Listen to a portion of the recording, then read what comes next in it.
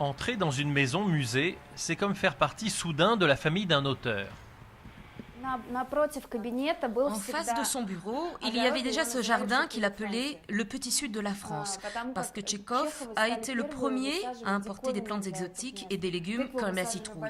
Elles étaient énormes. À l'intérieur de la maison, nous avons conservé toutes ses affaires personnelles.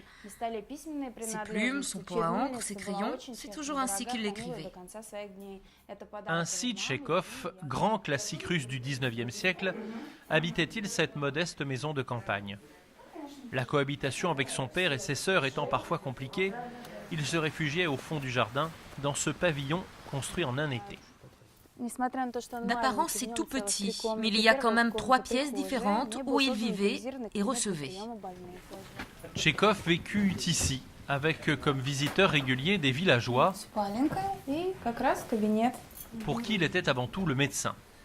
C'est là, presque confidentiellement, que naquit la mouette, la plus connue de ses œuvres. Dostoïevski, au contraire, habitait le centre de Saint-Pétersbourg.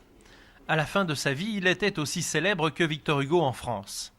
Son appartement était fréquenté par de nombreuses personnalités. Mais après sa mort, les communistes ont tout fait pour retirer l'écrivain du panthéon des hommes célèbres. Son propre petit-fils en a souffert très directement. À l'époque, on me disait « Cache que tu es son petit-fils ». Pour les communistes, c'était un écrivain réactionnaire. Il a en fait très bien compris comment tout cela allait finir. Les années ont passé, les régimes ont changé. Pas la fascination des habitants pour leur patrimoine. Chaque ville possède sa maison-musée où l'on se presse, chaque week-end, comme en procession.